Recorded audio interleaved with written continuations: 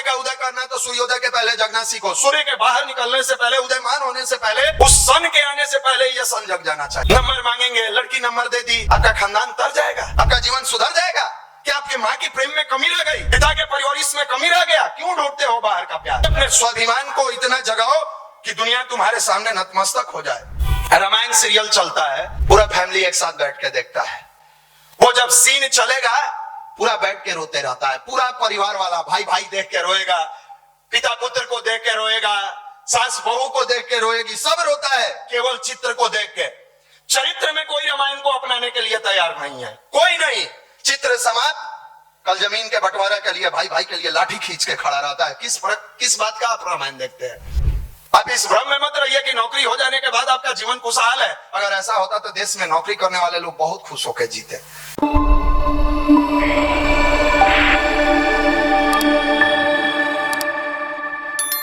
अभी बताया जा रहा था कर्मफल का सिद्धांत।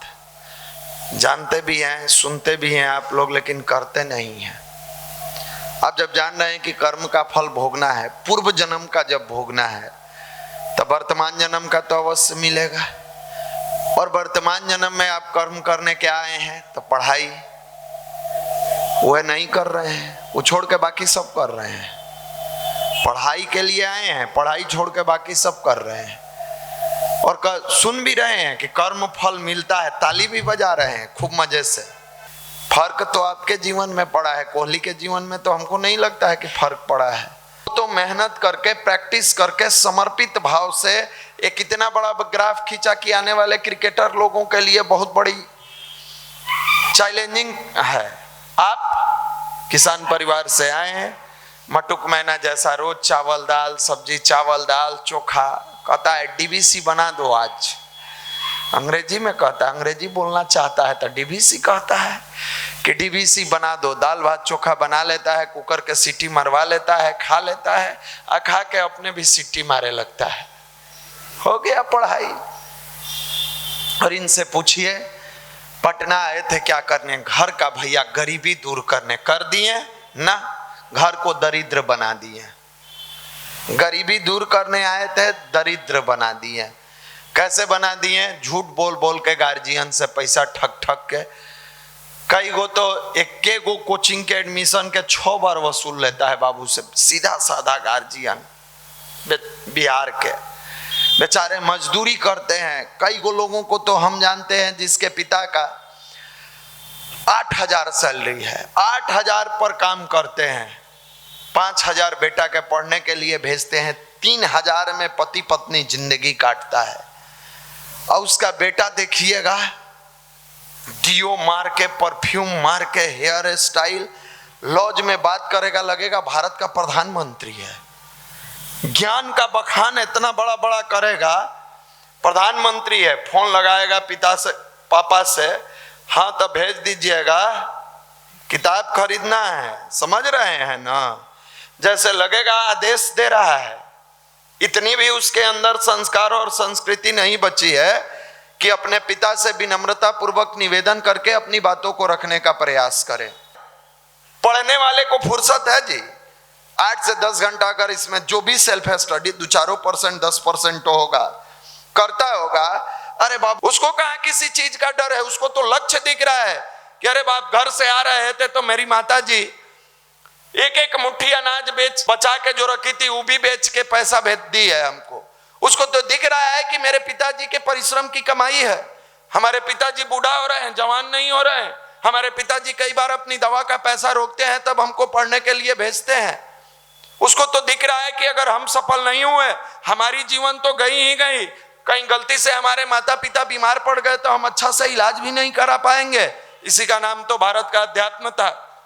यही तो ध्यान और मेडिटेशन सिखाता है, जो हमें आत्म समीक्षा करने के लिए विवश कर देता है, जो हमसे हमारा परिचय कराता है। ध्यान का मतलब आप लोग क्या समझते हैं कि आपको बाबा बना दिया जाएगा? बाबा लायक है बाबा लायक? ठगिएगा बाबू के गांव में जाके, मत ठगिए। यहाँ किसी को गाल धस गया, आंख के नीचे काला हो गया, 12 साल 14 साल 16 साल 18 साल 20 साल का युवा, जिसकी वाणी में ओज और ललाट पर तेज हो, जिसका चेहरा चमकदार बने, बुढ़ा नजर आता है। लगता है जिसको जैसे इसको भारदम कोई मारा है, घसीटा है या घसीट के भेज दिया है, जाओ युवा मंडल गायत्री परिवार में जाओ। एक संडे आता है, दूसरा संडे इसका हवा निकल जाता है। इसके कहने पर 2 आदमी आपका बात नहीं सुनता है। आप कभी इस पर मंथन किए हैं कि हमारी वाणी का ओज क्यों घटता गया, हमारे ललाट का तेज क्यों घटता गया? इसलिए कि आपने जीवनी शक्ति को गंदे नाले में बहाया, जीवनी शक्ति को अपने गंदे नाले में बहाया। क्या कर पाइएगा? जीवन में हताशा के अलावा आपके पास कुछ नहीं है। ये डरा है युवा, सहमा है, नौकरी होगा कि नहीं होगा, और कुछ नहीं तो कभी क्रिकेट पर, कभी धर्म पर, कभी जात पात पर, कभी कुछ पर बैठ के टाइम वेस्ट करता है। एक बार भी कभी अपने परिवार की परिस्थिति पर चर्चा नहीं करता है, एक बार भी कभी अपनी जिंदगी जीने की कला पर चर्चा नहीं करता है, एक बार भी कभी अपने आत्मसम्मान के साथ जीने की ललक पैदा नहीं होती है। नंबर मांगेंगे, लड़की नंबर दे दी, आपका खानदान तर जाएगा, आपका जीवन सुधर जाएगा। क्या आपके मां की प्रेम में कमी रह गई, पिता के परिवारिश में कमी रह गया? क्यों ढूंढते हो बाहर का प्यार? क्यों? क्या अधूरा प्यार मिला? नहीं मिला आपको प्यार। नया दुनिया बनाए हैं, बर्बाद हो जाइएगा। यह जागृत जगह है। अरबों अरबों गायत्री मंत्र का जप हुआ है, करोड़ों नहीं अरबों। मत करिए, मत फंसिए। जिस अरमान को सजाने आए हैं उसको मुस्कुरा के सजाने का काम कीजिए। न कोई भूत होता है, न कोई पिचास होता है। जब अंदर से आदमी खोखला होता है तो उसका अपना भविष्य ही डराने लगता है, वहीं भूत बन जाता है। वो निगेटिव एनर्जी मस्तिष्क की भूत बन जाती है, वो निगेटिव चीजें आपको डराने लगती है और डरे हुए हैं आप। कोई नौकरी के लिए डरा हुआ है, कोई कैरियर के लिए डरा हुआ है, कोई जीवन के लिए डरा हुआ है, कोई गर्लफ्रेंड के लिए डरा हुआ है, कोई परिवार के लिए, कोई परवरिश के लिए। इसी के लिए आप धरती पर आए थे। जानवर भी अपना पेट भर लेता है और अपने बच्चे को पेट भर देता है। हम इंसान होके मनुष्य सर्वश्रेष्ठ प्राणियों में से एक है। डर डर के जीवन जी रहे हैं। इसी डर को दूर करने का नाम भारत का अध्यात्म है और गायत्री महामंत्र है, जो औलाद को फौलाद बना देता है, हैवान को इंसान बना देता है, भटके को राह दिखा देता है। यह गायत्री की साधना जिस रूप में आप करिए आपको निहाल कर देता है। जिस परिवार में गायत्री की साधना और सूर्य अर्घदान होता हो, दरिद्रता वहां से दूर हो जाती है, भाग जाती है, चली जाती है। कैसे समझाया जाए? शिक्षक खोजेगा तो वहीं जहां जाए धक्का मुक्की हो, लड़की से तनी ठुना ठुनी हो, कमेंट्स बाजी करे। शर्म नहीं आता? शर्म नहीं आता? आपके घर में भी मां बहन है, रिमोट से धरती पर आए थे, आप भी किसी के गर्भ से जन्म लिए, वो भी किसी की बेटी थी, वो भी किसी की बहन थी।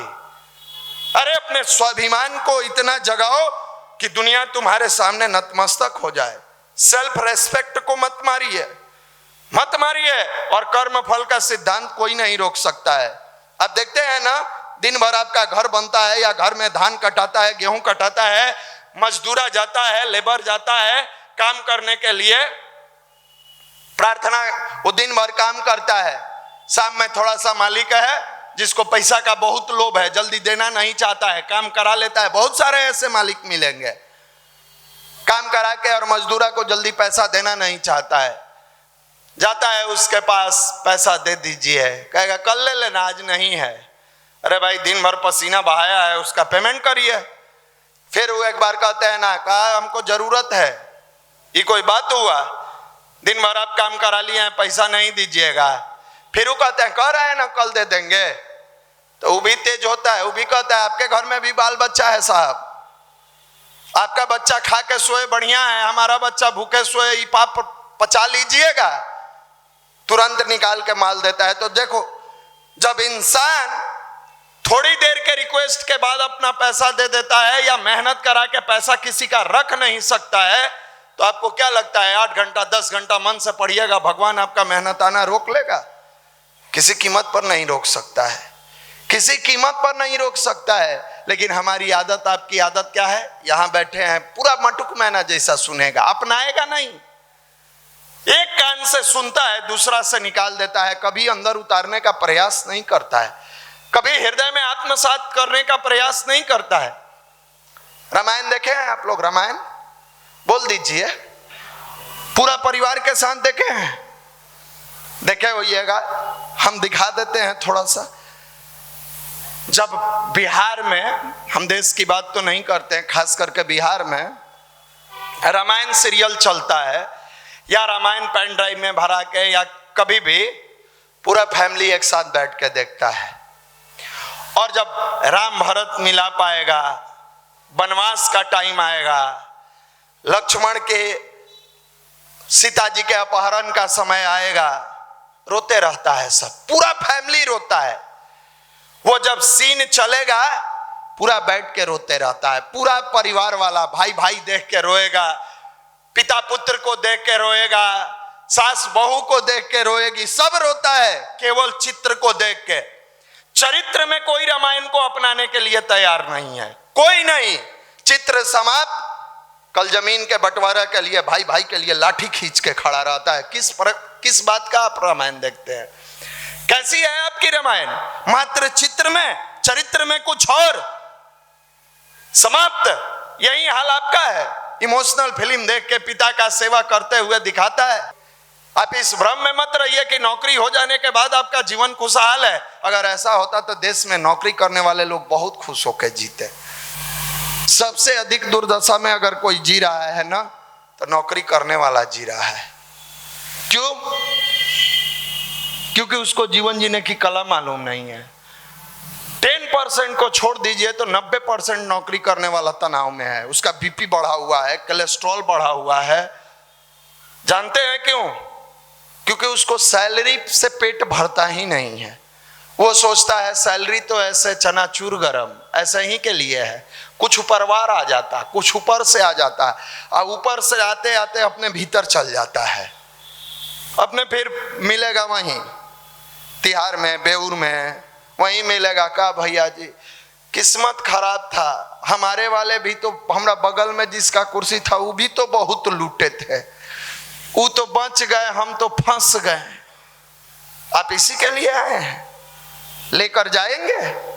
ऊपर लेके जाइएगा? नहीं।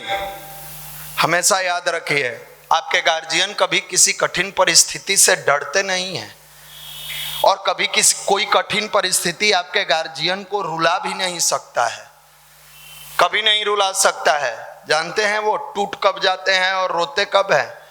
जब उसका अपना औलाद विश्वासघात कर जाता है। पूरी दुनिया आपके पिता को ठग ले, कभी अफसोस नहीं होगा। कहेंगे अरे कोई बात नहीं, ठग लिया, फिर मेहनत करके बना लेंगे। लेकिन जिस दिन बाप अपने औलाद से ठगा हुआ महसूस करता है, स्वस्थ शरीर जिंदा रहता है, आत्मा मर गई रहती है, और आप मार रहे हो, धीरे धीरे आप मार रहे हो अपने पेरेंट्स को। इसको दिशा दिखाने का काम अध्यात्म करता है।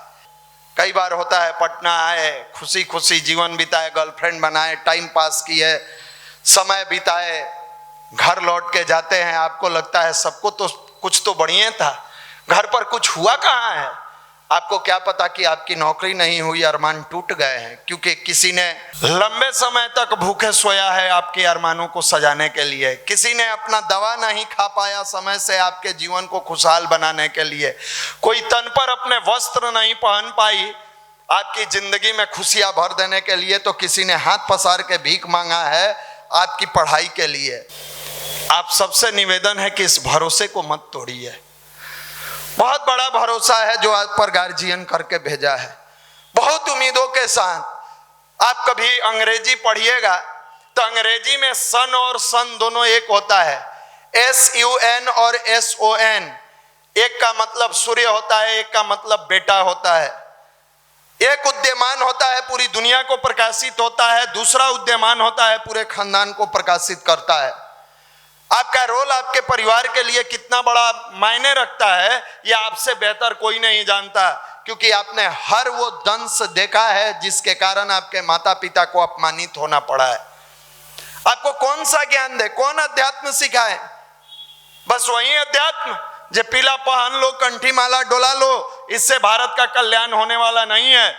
भारत का अगर कल्याण आप लोग सही में चाहते हैं, अपने साथ, अपने परिवार के साथ, तो मन में ठान लीजिए ब्रह्म मुहूर्त में गायत्री मंत्र की साधना करेंगे, 8 से 10 घंटा मेडिटेशन मेहनत करेंगे, ब्रह्म मुहूर्त में 30 मिनट की साधना करेंगे, 8 से 10 घंटा सेल्फ स्टडी करेंगे, फालतू के किसी भी व्यक्ति के साथ अपने जीवन का समय का एक क्षण भी नहीं बिताएंगे, ईमानदारी पूर्वक मेहनत करेंगे, टारगेट एक फिक्स कर लेंगे कि इतना दिन हमको मेहनत करके अपनी सफलता अर्जित करनी है, और रात दिन उस टारगेट के अलावा बाहर की दुनिया को नहीं देखेंगे। आप देखिए सफलता आपकी कदम चूमती है कि नहीं चूमती है, आप देखिए आपके पीछे पूरी दुनिया चलती है कि नहीं चलती है। अरे स्वाधीन, आप आजाद भारत में जन्म लिए हैं, गुलाम भारत में सुभाष चंद्र बोस का नाम आपने सुना होगा। एक ऐसा युवा, आप ही की तरह नौजवान, एक ऐसा युवा जो गुलाम भारत में आजाद हिंद फौज की स्थापना कर लेते हैं। हम आजाद भारत में एक रोटी के लिए रो रहे हैं, रोटी के लिए रो रहे हैं। और माता पिता से भी निवेदन है, बहुत सारे ऐसे माता पिता हैं जो अपने बच्चों को संस्कार देने के बजाय केवल शिक्षा पर जोर लगा रहे हैं। बार बार हम लोग कहते हैं शिक्षा मनुष्य के रोटी और दाल से पेट भर सकता है, लेकिन संस्कार युक्त शिक्षा सब परिवार रोटी दाल की व्यवस्था बनाता है। वरना यही बच्चा कल के डेट में शिक्षा लेकर आएगा, पेट भरेगा और वृद्धाश्रम पहुंचा देगा। जैसे आप देखते होइएगा दुधारू गाय, आजकल पेरेंट्स को दुधारू गाय की तरह मान लिया गया है। क्षमा करिएगा, कहने में भी दुख होता है। जब तक गाय दूध देते रहती है आराम से उसका इस्तेमाल करते हैं, जब दूध देना बंद कर देती है कसाई के हाथ बेच देता है। बहुत सारा व्यक्ति है जो कसाई के हाथ बेच देता है। ठीक उसी प्रकार आज का नौजवान जब तक माता पिता से पैसे की उम्मीद और अपने कैरियर की बातें हैं तब तक उनको सब कुछ कहता है, तमेव माता च पिता तमेव बंधु सखा तमेव, सम्मान देता है। जिस दिन देखता है अब तो मेरा कैरियर बन गया, माँ बाप को वृद्धाश्रम पहुंचा देता है।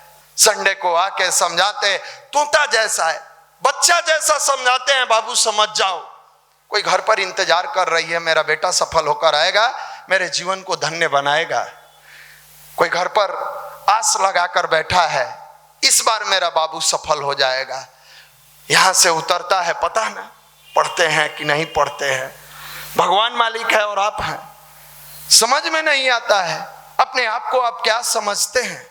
रास्ते में बात करेगा, लगेगा कितना बड़ा ज्ञानी आदमी है। ये ज्ञान कहाँ चला जाता है जब घर के बात आती है, ये ज्ञान कहाँ चला जाता है जब मेहनत की बात आती है, ये ज्ञान कहाँ चला जाता है जब चरित्र की बात आती है, ये ज्ञान कहाँ चला जाता है जब आपको अपने आप से लड़ने की बात आती है। ऐसे ही डरा हुआ युवा को भूत डरा रहा है। वो कुछ नहीं है, जो टूट गया वो बिखर गया, जो पत्थर को सह लिया वो पूजा जाता है। कई बार आपसे कहे हैं कि टूटी हुई पत्थर जो होती है वो कंकड़ बन के छत से लेके नाले में लग जाती है, और जो पत्थर चोट को बर्दाश्त करती है वो शंकर बन के पूजी जाती है मंदिरों में। आप अगर टूट गए इस दुनिया के झंझावत से, आप कहीं ना कहीं सेट कर दिए जाइएगा। अगर मजबूती से लड़ गए, यह दुनिया आपको सैल्यूट करेगी। इतना खूबसूरत परमात्मा ने जीवन दिया है, इतना प्यारे माता पिता मिले हैं जो आपके साथ इमोशन से इमोशन जोड़कर सब कुछ दे रहे हैं। बस थोड़ी सी चीजें हैं जिसको अपना लीजिए। पहला, ध्यान नहीं तो भोजन नहीं, मेडिटेशन, और ब्रह्म मुहूर्त में जगो। युवा ये नहीं होता है 9 बजे जगेंगे भैया, 10 बजे जगेंगे, 11 बजे जगेंगे ना। अगर चाहते हो भाग्य का उदय करना है तो सूर्योदय के पहले जगना सीखो। सूर्य के बाहर निकलने से पहले, उदयमान होने से पहले, उस सन के आने से पहले यह सन जग जाना चाहिए। और जैसे ही वो अपनी लालिमा को लेकर आ रहे हैं तब तक ध्यान मेडिटेशन करके और सूर्य अर्घ लेकर पहुंचिए उनके सामने, उस भगवान भास्कर के सामने जिसकी दिव्यता और तेज खास करके इस बिहार की भूमि में माता लोग छठ के रूप में मनाती है।